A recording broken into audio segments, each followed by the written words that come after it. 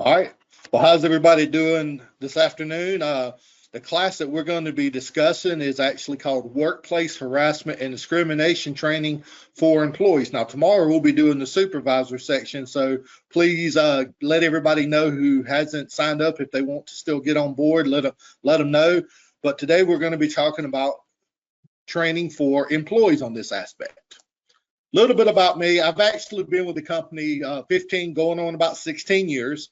Before that, I was actually 5 years. I was county clerk, HR manager, risk manager, safety coordinator, and office manager. So I understand when people talk about multiple hats that they're wearing, and sometimes it's hard to do everything, but it's a learning process, and we're always here to help as much as we can. I have a master's degree in business. I have certifications through the Carl Vinson Institute of county clerk, certified county clerk, and an advanced certification in human resource management. But like I said, what we're going to be doing today is talking about harassment and discrimination. Now, you got to remember, it is illegal. So we need to make sure if this is happening anywhere in your organization, your town, or anything like that, you need to make sure that we stop it as soon as we can, and we'll kind of tell you why as we're going through the presentation. Now, the reason I like doing this presentation is a lot of people, when we start talking about stuff like this, everybody's like, oh, I didn't know that was harassment. And it can be. It can be as simple as, I wish that old man would hurry up and retire. He's taking up space. Now, a lot of people, I've heard that a lot of times, but you got to remember that is age discrimination. Or how about this comment? Somebody says, you look nice today. Well, that's really good. The only thing is it could be considered harassment because it depends on how the person is perceiving what's being said to them. And that's what we need to understand. It's based on the perception of the person being harassed. So we got to be very careful with this stuff. And there's a big difference in you look nice today and you look good in them jeans. Like I said, big difference there. Some of the cases we've actually seen, we had a fire chief in one of the areas that we're over, did not like females working for him. So he was allowing the captain of that department to take the female undergarments and run them up the flagpole. $1.2 million later, it's not so funny to us anymore. Another one was inappropriate information being passed through their intranet, employee to employee. Well, council member actually started the email, resulted in an $800,000 claim. So I always stress this to everybody. What you consider to be funny may not be funny to everybody else. And just because they laugh doesn't mean that they're enjoying it. I always say what is considered welcome today may not be considered welcome tomorrow, next week, or next year. So we have to be very careful when we're doing stuff like this. And you just have to kind of watch and see what people are doing. So the legal definition of workplace harassment: unwelcome or unsolicited conduct of a verbal, nonverbal, or physical nature. It is based on those protected classes. We'll talk about them in just a little bit. And it's usually directed at that person because of his or her protected class. It creates an intimidating or hostile or offensive work environment. It interferes with job performance and adversely affects the employment. Y'all, we actually had one situation where this lady was going to work, and after a while, her supervisor thought it would be a good idea if he would come into her office, walk up behind her, and start rubbing her shoulders. Well, that's not really appropriate, and everyone that walked by the office saw this. Well, it got to the point where she was coming in early. I'm talking about 1 to 2 hours early, running to her office and locking the door, trying to keep this person out. The only thing is that's the supervisor, and of course, they have a key. So it got to the point at the end where she was not even coming into the office at all. And there were still people saying, I don't know what happened to her. She just stopped coming to work. The only thing is everybody saw this, but we didn't do anything about it. So we need to be careful and watch out for each other, especially when it comes to workplace harassment. So simply having a policy these days is definitely not enough. You got to know what sort of conduct you cannot engage in, what sort of conduct you don't put up with, and you definitely need to know how to report it. And that's what I usually ask. The first question I ask is, do you know your policy, and who would you report a claim to? And a lot of people say, okay, well, I usually go to my immediate supervisor. Well, that is true, but you got to remember this is the one policy that could bypass chain of command, because most chain of command says you go to your immediate supervisor. Well, what if your immediate supervisor just did it to you? You're not going to want to go to that person. So the policy actually gives you other avenues to go to, and that is needed in the policy for that simple fact. So just because you don't feel comfortable going to that person, you can go above them. I've seen policies that go to HR. I've seen policies that go to a city or county manager. What we're trying to do is trying to get that information to the right people that can make a decision to have it stopped. And that's the most important thing, to stop it and make sure it stays stopped. So the things that make us unique are the things we like to pick on each other about. Are you too tall, too short? Do you wear glasses? Do you not wear glasses? Or how about this one? Anyone out there have a nickname, and more people know you by your nickname than your real name. And a lot of people say, nickname, what are you talking about it? Well, a lot of times I'll say that question and they'll raise their hand in certain groups. And I'm like, okay, can you tell me the nicknames of the people? And they're like, we can't do that. Well, if you can't tell the nicknames out loud, there's probably an issue. And it can be something as simple as old man. Okay, so we've got to be careful even with nicknames if it relates to a protected class. So some of the protected characteristics: sex, age, race, color, disability, handicap, creed, national origin, ancestry. And on June 26, 2020, sexual orientation was officially added in Georgia. Now, I'll go ahead and tell you, most of my cities and counties and authorities have already had it in their policy because we knew it was coming, but that's when it was officially added. And unfortunately, that's where we're seeing a lot of the cases, because we still don't know how to talk to each other when it comes to this type of topic. This is definitely going to be a learning process. So harassment is a course of conduct directed at a specific person that reasonably could cause emotionally distress in such person, and it serves as no legitimate purpose. One of the first questions you'll ever be asked if you ever have a claim filed against you is, why did you do it? Please have a better excuse than I thought it would be funny, because I can assure you it's not, okay? This is not a laughing matter or anything. It's usually words, gestures, and action would tend to ignore, alarm, or abuse another person. Now, the thing is this: according to the 1983 statute, penalties are unlimited. So that means that's why you hear of multi-million-dollar claims. And also, according to the 1983 statute, the person can be charged individually in a court case now. So I usually stress this because let's say it's a $25,000, $50,000 claim and your city and county and authority are out of it.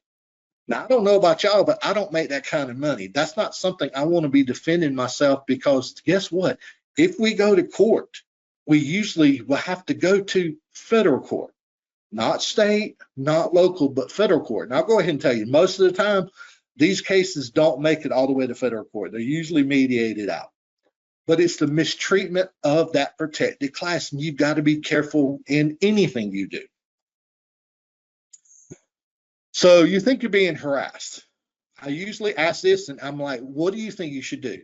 And the best answer is this: confront the person and ask them to stop. Now, can everybody do that? No, but 9 times out of 10, if you ask somebody to stop, they usually will stop. But the reason we have a policy is because somebody did something they were not supposed to do, even though they were asked to stop. So it has happened. So now you have to have an established reporting procedure set forth. So if that person can't tell that person to stop, they have a process that they can do and go report it. Now, I'm not crazy enough to know that it doesn't happen, because it does, okay? We've seen it. But if it's happening to you, write down what happened: who, what, when, where, and how. The more information you have in writing, the better off it's going to be if an investigation has to happen. People forget dates, times, and places all the time, y'all, and that will definitely help out. But I always stress this too: if it's not legitimate, and I've heard this too many times, you know what, I just don't like my coworkers, I don't like my supervisors, and I know if I submit a harassment claim against them, it'll change their life forever.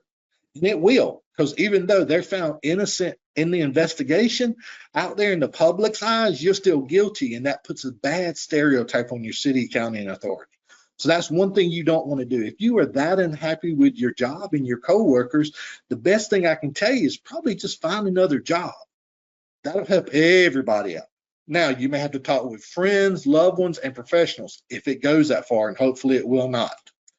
The reason we say that is because coworkers may see this. And I'm recommending this to coworkers. If they see it, please intervene. You should encourage that coworker to report the incident, or maybe even you have to report it yourself. And there's no such thing as absolute confidentiality. So a lot of people say, well, I don't want to report it because I don't want it getting out. Well, sooner or later, it will get out, because unfortunately, cities and counties and authorities have these things called rumor mills. And we all know about those rumor mills.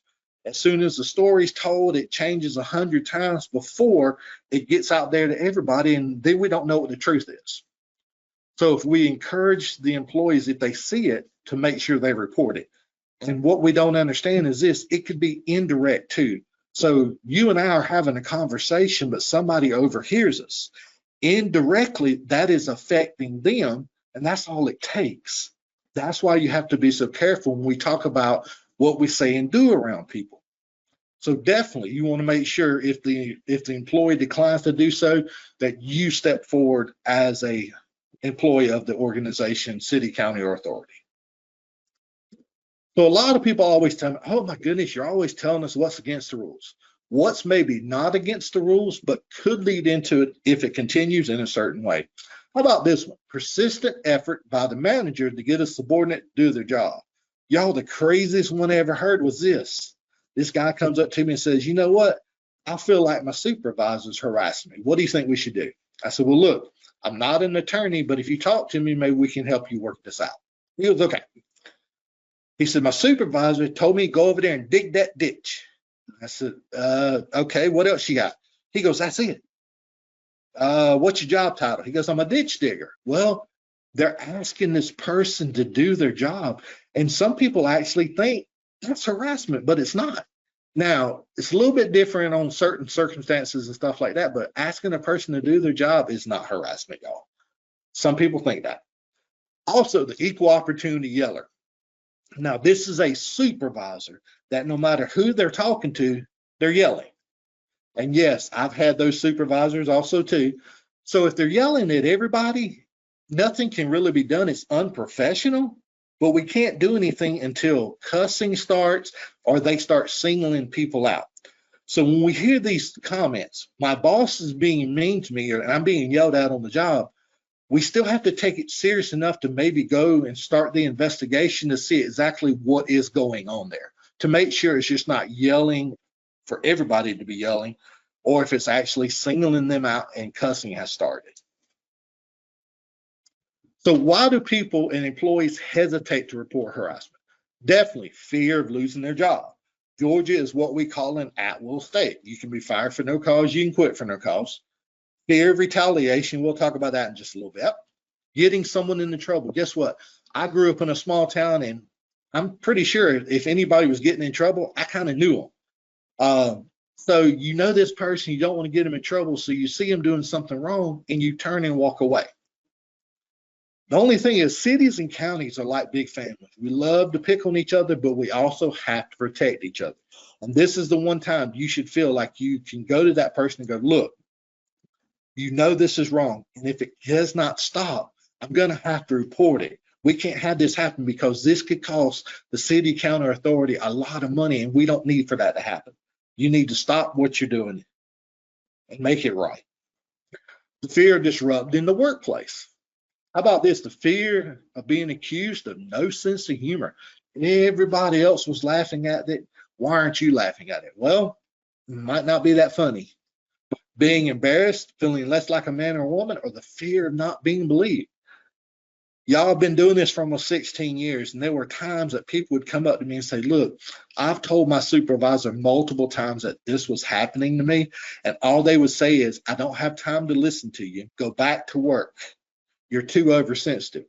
That can't be done anymore. And I will stress that tomorrow during the supervisor session.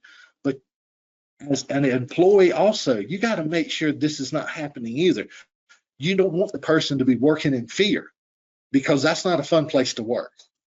You want, now is everybody going to be happy? Well, no, because we don't live in a utopia society where everybody sings kumbaya at the end of every shift, but we need to make sure we have a stable environment that people like to work in. So harassment, what does that mean to you and me? Well, like I said, it's federal. If we go to court, very unusual, you'll get on that stand, raise that right hand and say, I swear to tell the truth, the whole truth, and nothing but the truth. Every action, conversation, and written comment will be looked at. And this is where I usually stress this, especially in the supervisors and in the other sections too, making sure that your employee files, if somebody else has an employee file, they're similar. That's what I usually look for. So anything can be looked at on this thing. So emails, y'all, we love to send emails out. We love to text each other, and we'll do this and we'll send stuff out that we won't say face to face to each other. Or we'll pass along an email that we think is funny. The only problem is who may get that email that may not think it's funny. And of course, the wonderful thing that's causing a lot of problems is this thing right here, y'all, the cell phone. This is just as powerful as anything you have at your house, except this is portable. And we know that inappropriate information is being passed through these things on a daily basis. And y'all, they've already started coming after cell phones. Now, if you have a city, county, or authority cell phone, remember, there's no expectation of privacy. That phone is not yours. They can pull it at any time. But now, if they can prove that you're using your phone inappropriately at work, they might come after it too. We've actually seen them come after it. It takes a little bit different situation to come after it, but we've seen them do it. Please don't give them any reason to come after that, okay? Please make sure if you're using your cell phone at work, you use it how you would use any computer at work. So the victim or harasser could be a man or a woman. It does not have to be the opposite sex, of course. It could be anybody from employees, definitely, temps and other non-employees like contractors, subcontractors, managers and supervisors, definitely, board members, elected officials. Anyone can have a charge filed against them. That's why it's always a good thing for everybody to be trained and be trained at least once a year. Now, it doesn't mean that they have to go through a thing like this, a webinar or something, or they could, or I'll come in and actually present this at your city, county, or authority. It could be you just going over your policy with all the employees, letting them understand what the policy says and how to report if they need to. That's your training too. Of course, we got visitors, salespeople, repair persons. How about this? Citizens. Yes, we've had citizens complain against employees and vice versa. Now, it's a little bit harder to prove because it's not in-house, but it has happened before. So we've got to be careful no matter what. So how can we tell if behavior is inappropriate? You always want to ask yourself a couple of questions. Would you want this to show up in your local paper? And yes, we still have local papers at different places. And definitely you don't want that, because the front page is going to say city, county, or authority employee accused of sexual harassment. But if they ever have to retract that, you don't see that on the front page. It always goes to the back page. So you want to make sure that doesn't happen. Or how about this? It's online. Because you know everything online is true, right? And it's hard to get stuff offline. That stays there for a long time, y'all. Is there equal power? Like I said, it doesn't matter. Wrong is wrong. If my spouse was standing right here with me, would I be talking to you like that? Or you talking to me like that? Would you want someone to act that way toward your daughter, your wife, your girlfriend, your sister, or anybody else in your family? Or would you want somebody to have to go through what you're putting someone through or going through? Or how about this? Are both parties initiating and participating equally? Like I said, wrong is wrong. It doesn't matter. So we actually see two different categories of harassment. Quid pro quo, which is also called economic harassment. It is employment decision or privileges based on submission to sexual favors or some other unlawful consideration. It is usually a supervisor-subordinate relationship. That's the easiest way to understand quid pro quo. It is usually sex-based, but it can be religious-based, like this. I'm a supervisor, and I tell my employees, the only way you're going to move up in my department is to go to my church. Now, that's me putting undue pressure on them to do something I want them to do to get a benefit. Still, that is a form of harassment, and it's supervisor-subordinate relationship. It's usually uninvited and unwelcome. It can occur inside and outside the workplace, y'all. And I've always heard this, what happens at training stays at training. No, it does not. I promise you, it will beat you back. Okay. So when you are outside of the organization, you are still representing the organization. It can occur on or off the clock. And I have a story, it doesn't really relate to harassment, but we had this guy that gave me a call one day and he goes, my best friend just got fired from the city. Can they do that? I said, well, how about tell me what's going on? All right, well, at the end of the shift, my friend decides to stop and get him a six-pack. And I'm talking about alcoholic beverages, yes. Okay, nothing wrong there. He was in his city uniform. Not the smartest thing to do, but still, it depends on where you're working and stuff like that. Let's say it's not that bad. We'll call it strike one. He was in the city vehicle. Again, not as bad if it's certain departments and stuff, but still not good. We'll call it strike two. I said, what are you not telling me? He said he was caught on camera chugging his first beer before he gets into the vehicle and goes and rides off. Bye.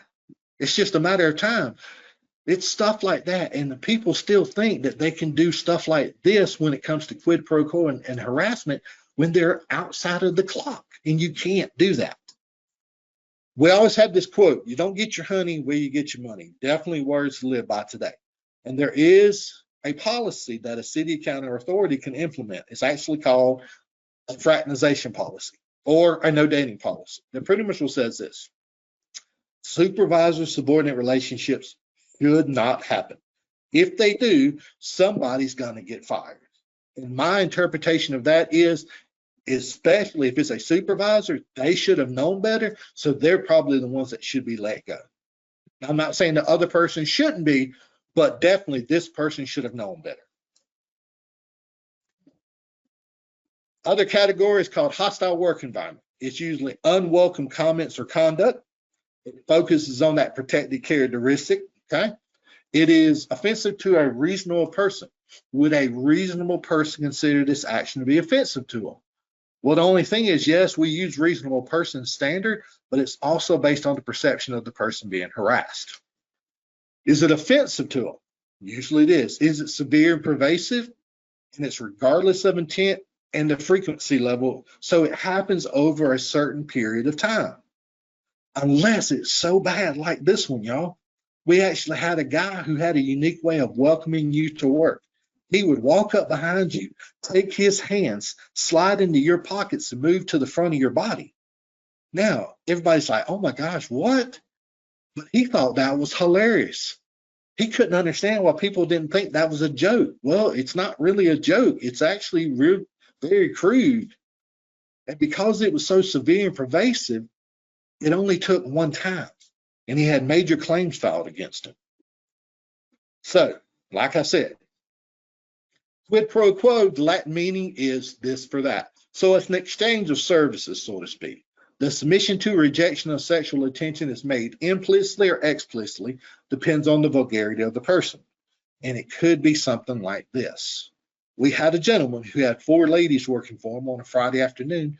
He calls them into his office. He says, ladies, who really wants this raise? I'll be at my lake house all weekend. That little simple statement got him into a lot of trouble because it's implied of what could be happening at that lake house. And a lot of times everybody's like, well, I didn't really say anything that bad. It doesn't matter how bad it is. You just don't need to say anything like that at all. And of course, when it comes to quid pro quo, it's usually one time and one time only is all it takes. Now, when it comes to sexual harassment, it's a little bit different. It is a special legal definition and is unwelcome sexual comments, sexual advances, requests for sexual favors, other verbal, nonverbal, or physical contact, not necessarily of a sexual nature, but definitely directed at the person because of his or her gender, that unreasonably interferes with work and creates an intimidating, hostile, or offensive work environment. It is usually just based off of sex. That's really the big difference right there. And it's usually, like I said, sexual harassment usually deals with a supervisor subordinate.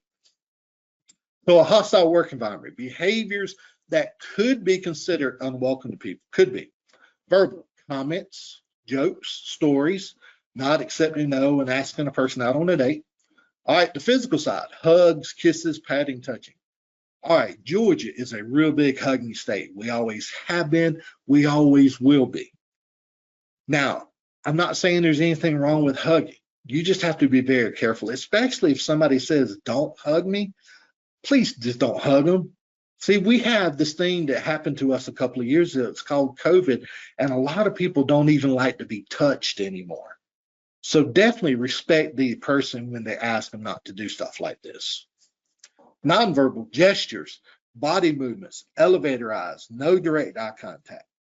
How about these? Your suggestive visuals like your posters, your calendars, your pictures, your emails, and facial expressions, even to the point of winking. Now, if somebody winks at you, please don't read a lot into that. They may either have something in their eye or naturally they blink a lot when they talk. So when it comes to winking, let's not take that a little bit too far, okay? You got to think about what's going on. So what can a city, county, or authority do to have some liability coverage? You definitely need to have a policy prohibiting the conduct. Complaint process is in place and everyone is trained on this policy on what to do, how to do it. So the employee knew of the process and the policy, but just failed to complain. Now, we can't do anything until we know something's going wrong. But once we know, we have an obligation. Also, let's say the employee complained and the city, county, or authority, not only do you have to take prompt and effective steps to stop the harassment right there and then, but you also have to make sure that it stays stopped in the future. And I'll go ahead and tell you, that can be very difficult, but it's something that you have to work toward. We'll talk about that in just a little bit too. Now, what I will talk about now is some employment discrimination. Form of discrimination based on those protected classes. However, earning differentials or occupational differentiation is not in itself evidence of employment discrimination. Just because it is two different races, two different sex or genders, and they're paid differently doesn't really mean anything, but it could once you start looking into it. There are certain things that can happen, certain exceptions and stuff like that. But so discrimination is intended against a group. It is called desperate treatment. That means it is focused on that group.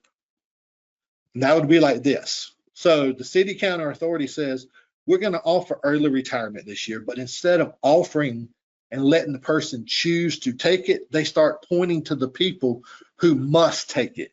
And is usually taking the older workforce and pushing them out of the workforce. Yes, that is illegal and cannot be done. Now, public service is a little bit different because we actually have to abide and you have to meet certain specifications and qualifications. A little bit different there, but it's still pretty similar. Or how about this one? It is maybe unintentional, and it's called desperate impact of a group. Now, that would be like this. The city, county, or authority says, we've got to downsize. And in downsizing, if nobody understands that, that is actually taking a group of people and just getting rid of them.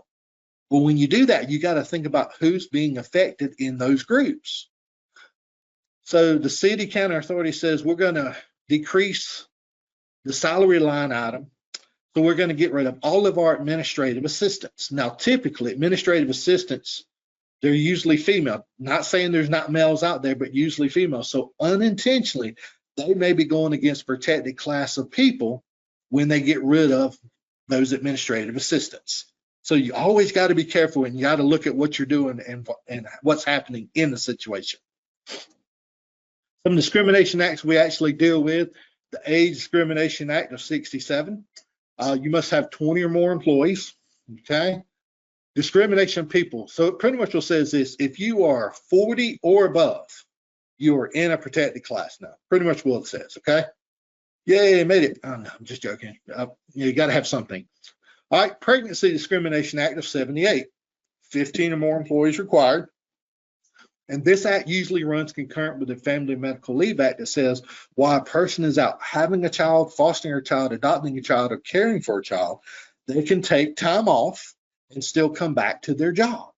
Because unfortunately, what used to happen before 78, they would find out that a lady was pregnant and fire her on the spot. You're my primary caregiver. We don't know if you're going to be here every day. We're going to let you go. Well, this one went all the way to the Supreme Court, and it said, no, you cannot do that anymore. Now, also, this is on the side of the spouse side that can take time off also. So you actually, I've seen some cities and counties and authorities that may have two people out at the same time when this is happening. But it is due to this act right here. So the Americans with Disabilities Act 1990 is 15 or more employees, and it pretty much says this: this is a reasonable accommodation without creating an undue hardship, and it actually talks about who is disabled and how are they disabled, okay? Goes into that a little bit more. And I always use this one right here. We had a guy that we hired. He was coming into his office the first day, and he was going to be working like a switchboard. So when people would come in, they'd ask a question. This person would direct them to the right location to go to, or pick up the phone and direct it to the right office or department or something like that. Well, when they came in the first day, they found out that the wheelchair that they were in would not fit up under the desk we provided. So what do you think a reasonable accommodation here would be? And a lot of people say, oh, new desk, raise the desk up so that person can get up under it. Great ideas. The person that actually had the disability actually requested this, y'all. I'd like this $30,000 desk that when I come in, I push a button, it raises, I push another button, and lowers back down on top of it. Now, for a city, county, or authority, that's not a reasonable accommodation. This is not something we can cover. Fortune 500 company, probably so. But a city, county, or authority, not that kind of money can be shelled out, okay? Equal Pay Act of 63. All employees and employers are covered under this act. And it pretty much says men and women must be given equal pay for equal work. So these are two people hired at the same time, same job qualifications, same job description, everything's similar, but somebody's not being paid equally. And where I see it the most is entry-level positions where unfortunately the lady is being paid below entry level. So I always ask them, why? And I always hear this, well, they must not be qualified for the job. Well, let's talk about that a little bit. Did you accept the application? Sure did, okay. Did they meet minimum qualifications for the job? That's the key there. Yes. Did you interview and hire them? Yes. You made them qualified for the job. They need to be brought up to speed and at that same level, or there's going to be problems, okay? So Equal Pay Act can be other situations. Maybe this person has more seniority, more certifications, more classifications, or something like that. Of course, they would be paid more, but everything being equal, they need to start out at equal pay for equal work. Now, Title VII, Civil Rights Act of 64, 15 or more employees, it's discrimination of people based on sex for pay and benefits. This is a supervisor that thinks they have so much power, y'all, they can ask for sexual favors. Now, it wasn't as bad as that, but it was still pretty bad. We had a guy that took his administrative assistant off to some training. Now, that's not unusual. It happens all the time. While they were there, they had dinner every night. Still not unusual. But one night, the supervisor had a little bit too much to drink and decided to ask that employee to meet them in their hotel room, and they promised the raise, the promotion would be theirs. The only thing is they didn't realize that this person was being recorded. And according to state law, Georgia law, only one person that's know you're being videotaped, and that's usually the person that's videotaping it. That's part of the situation. So all we heard was, I didn't do it. I didn't do it. Well, we pulled up the phone and showed it to this person, and they were like, okay, I did it, but I didn't mean to do it. Well, kind of late now because you've already done it. And even though you did it away from work, off the clock, you were still representing this organization when you did it. So you've got to be careful. So the organization that comes in to investigate discrimination and harassment claims is called the EEOC, the Equal Employment Opportunity Commission. Usually when they get a claim, they put it in 3 categories. The first category is this: there's nothing to it. The case is closed. The person is given a right to sue letter. They can sue you civilly for 180 days. Next one is, we have the information. They either make a judgment based off of what they have, or you get a nice little letter from them saying they need this and this additional information, the time frame you need to provide it to them, and they'll make a judgment after they get it. Now, unfortunately, we do have this situation also. All of a sudden, you're sitting in your office and somebody knocks on your door and they're like, how you doing? I work for the EEOC. I'm here to investigate. Y'all, if that ever happens, it is out of our hands. Okay, they're here for a reason, because they know that there is a possible claim that they need to look into, and they're going to do everything in their power to do this. And they will turn your city, county, or authority upside down and inside out, y'all. Y'all don't want this to happen. We want to make sure we're stopping this at the initial points before it gets out of hand. Make and let everybody understand this is very important to us, and this is not going to happen at this organization. Okay. So behavior in the workplace, what do we need to do? Like I said, we sometimes don't get along. We have disagreements, we have arguments and stuff like that, but we need to treat each other with respect. That's the key there. Okay. Don't assume everybody shares your sense of humor, because they might not. Like I said, just because they laugh doesn't mean that they're enjoying it. So if you offend someone, apologize. It goes a long way, but don't go back over there and say something offensive again that you have to come back and apologize for. It's called learning from your mistakes. If you know you've done something wrong, don't do it again. Because if you do, that means that your policy wasn't sincere, okay? Or we use what the great philosopher of all time used to say, and that's Mr. Barney Fife the Mayberry, nip it in the bud. As soon as we know, we do something about it. We take care of it just that quickly. So retaliation is prohibited. Retaliation is broadly defined as almost anything that could make the alleged victim regret coming forward. Y'all, that is including confronting someone, because I'll go ahead and tell you, it is natural instinct to want to confront your accuser. What did I say? What did I do? But that could lead into other things. And I've heard of things like slashed tires, busted windows, and fights in the middle of parking lots. Y'all, that's stuff that we don't need to happen. So the best thing I can tell you is, please leave that person alone. It's going to be very difficult, but you got to do that, because actually you can be fired quicker for retaliation than the actual offense that you've been accused of. So please don't have that happen. And this is the one time, as a coworker, you don't need to do this either.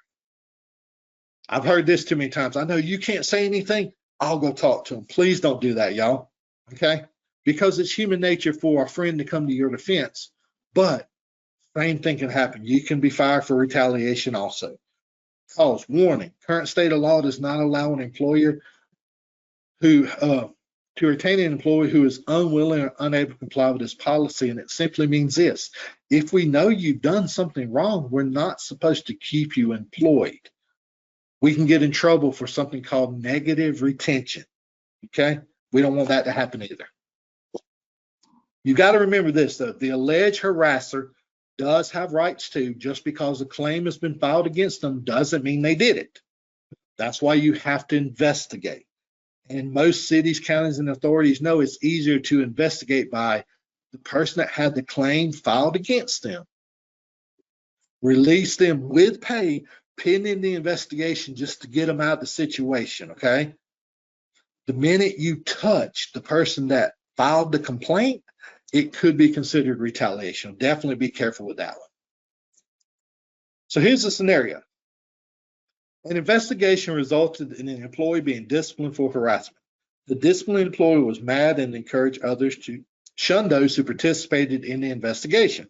You've been asked to refuse to speak to your coworkers who reported the employee's behavior to the supervisor. What do you do? So this is another employee that has come to you and said, anybody that had anything to do with the investigation against me, don't talk to them anymore. And a lot of times everybody's like, okay, I guess I wouldn't talk to them. And that's the best thing to do, is not do that, y'all. You got to make sure you're doing the right thing, okay? Just because somebody asks you to do something doesn't mean you have to do it. You've got to do what's right for you. So retaliation is and always will be strictly prohibited. Refuse to participate because morale's already low and retaliation could be against your coworkers, and you don't want to contribute to the problem further, and report it to management. Y'all, though, I have had some people come up to me and say, you know what, if that was my best friend, no matter what he or she did, I'd stand behind them. And I said, you know what, you're a great friend, but you might be in the unemployment line behind them too. So definitely you need to make sure what's right for you and make sure you're not doing something that's retaliating against coworkers, okay? So we have a scenario. Roy is a longtime battalion chief for Municipal Fire Department. For decades, he's employed a management style that promotes a family atmosphere at the fire station he oversees. In doing so, Roy casts himself as a firefighter father and other firefighters as each other's brothers and sisters. In keeping with this management approach, Roy often hugs the firefighters, both male and female, at various points during their shift. Tanya, a recently transferred firefighter who had never previously worked under Roy's command. She is not a hugger and consistently pushes Roy away when he attempts to hug her. Roy is persistent in telling Tanya, you just need to understand that we're a family here. Family members hug each other, so you might as well get used to it. Tanya files a sexual harassment complaint with the city's HR director and subsequently holds a meeting with the city manager, the fire chief, and Roy. Roy is told to stop hugging everyone. He responds by saying, I consider these firefighters to be my sons and daughters. I've been hugging them for over 30 years and I'm too old to stop now, so you may as well fire me. In exasperation, the city manager says, well, Roy, can we at least get you to stop hugging the women? Roy is sad but agrees to the compromise. From that point forward, he only hugs his male firefighters. Whenever a female firefighter attempts to hug him, Roy pulls away and says, nope, sorry, women don't get hugs anymore. After several weeks of this, Sarah, a firefighter assigned to one of Roy's stations, files a grievance with HR alleging that Roy is discriminating against her and the other female firefighters by withholding hugs from them. And you start thinking, you're like, man, there's no way this could be true. But every scenario that I've told you about during this presentation has happened. This is not something that's easily made up. This is something that we know has happened, and we're just kind of changing the story around a little bit. So all these things are true. So how do we take care of it? All right, so a couple of questions. Since Roy hugged both male and female subordinates, was Tanya's complaint invalid? And of course it was not, because she did not want to be hugged. She probably told him multiple times to stop, and she even went a step further. She pushed him away and pretty much was saying, don't hug me anymore. Now, he is grabbing her without her permission, and that could lead into a criminal charge. That is way above anything right here, and it just escalates from there. We want to make sure that doesn't happen. Since Roy only hugged male subordinates after Tanya's complaint, was Sarah's complaint invalid? And of course, that wasn't either, because even though he was told not to do that, he was still going against a protected class of people by not hugging the females. Now, the only thing is, he's probably not the one that's going to get in trouble for this, because he was given a direct order. The city manager actually says, don't hug the ladies anymore. Well, that was probably the worst thing he could have told him. So we need to look at who's responsible for that one. Roy might get in trouble, but the city manager may get in trouble also. If the city had known for years that Roy hugged all of his employees, were his rights violated and he was told to stop? And like I said at the beginning, what is considered welcome today may not be considered welcome tomorrow, next week, or next year. And things that were done 10, 15 years ago in the workplace can't be done today. You have to change with the times. So this one right here, none of Roy's rights were violated. He needed to change with the times. Now, could the city have done something different to handle her complaint? Definitely. The first thing they could have done is made sure this didn't happen for 30 years, because it became almost a standard, and that shouldn't happen. As soon as we know it's wrong, stop it. All right, so got that taken care of. And of course, Roy comes to you and says, look, I've been hugging him for over 30 years and I'm too old to stop now. You may as well fire me. Unfortunately, you may have to say bye. You want the white, pink, or blue copy because you're my problem. You're not going to change. We're going to have to let you go. Or it's a little bit extreme, but the city, county, or authority can develop a policy that says from this point forward, there is no hugging on our premise, which means if you get caught hugging, you will be disciplined according to our disciplinary procedures and you can be fired for it. Now, like I said, it's a little extreme, but it can be done.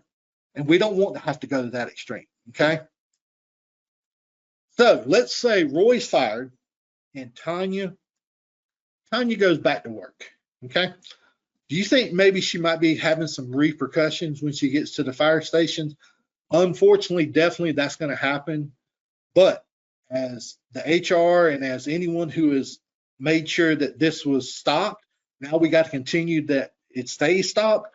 This person has to go back periodically and make sure she's not being retaliated, discriminated, or harassed. And this is something that could take years to do, not days, not weeks, not months, years to complete to make sure this is not happening anymore. So just because Roy is gone, the case is not over and it's not complete. It's complete when you find out that it's not being done in the future also. And that, like I said, can be very difficult. It takes a long time, but that's something we have to do. All right, let's say Roy's not fired, but Tanya goes, you know what? I quit. Is the case over? And of course it's not, because Tanya can still file a claim, okay? Your problem is still there, Roy, because let's say this happens.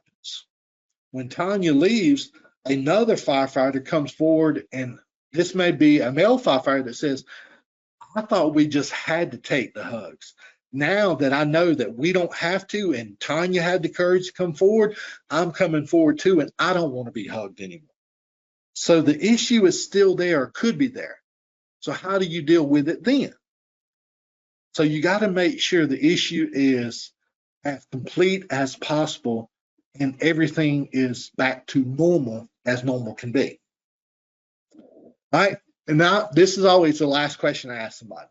You're sitting at your office one day, the phone rings, you pick it up, and I'm on the line. How you doing? My name is Chris Ryan. I'm the such and such person over here at the city, county, or authority. We have a young lady named Tanya, and she's applying to be an employee here. She put y'all down as the last work reference. What can you tell me about this person? Now, I've heard a lot of stuff, but the one that usually gets me is somebody goes, don't hug her anymore. Please don't say that, y'all, okay? That could get us into a lot of trouble, because if you actually keep that person from getting the job, they're going to ask who did they speak to, and that person can come back and sue you civilly. Now, it may be true, okay? But you don't need to say anything like that. That's still putting a bias into your explanation or your reasoning. So the best thing to do is I always tell everybody, if you get that phone call, get it to upper management. The sheriff's office, get it to the sheriff.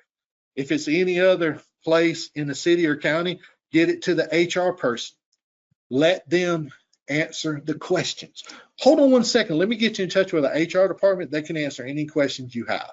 Your best way to go. Because usually when HR gets it, they're only going to answer a couple of questions. Yes, this person was employed here, the time frame, and a job title. That's probably it. Now, a lot of cities and counties and authorities always have this question. Would you rehire the person? And a lot of attorneys have fought with the issue of whether to answer this or not. So if your attorney says you can answer it, you can answer it. but a lot of attorneys I've talked to said it's probably best not to answer just because what could happen. So let's say you call me and you go, would you rehire this person? Without saying a word, I already told you. Okay? Or even worse, y'all. Oh, Tanya was the best employee we've ever had. Oh, I was sad to see her leave, but I'm glad that you have her now. Click. Not my problem anymore. Okay? You need to make sure you do a thorough background check and everything like that, but you need to make sure that you're giving the right information. And the people that can do that is upper management and the HR department. Please do not put your own personal bias in it. It can get us into trouble. Okay? Any questions out there? Dan, are you there? I'm here. All right. You don't have any questions? Thank you so much, Chris. I really appreciate it. Great job. Thank you for all those that participated. As I said at the beginning, I will be sending out a link to the recording. If you have not, don't get that, let me know, but it'll probably be coming out sometime this week. If you have any questions, please email myself or Chris. Thank you all so very much. Thank you all. Have a great day.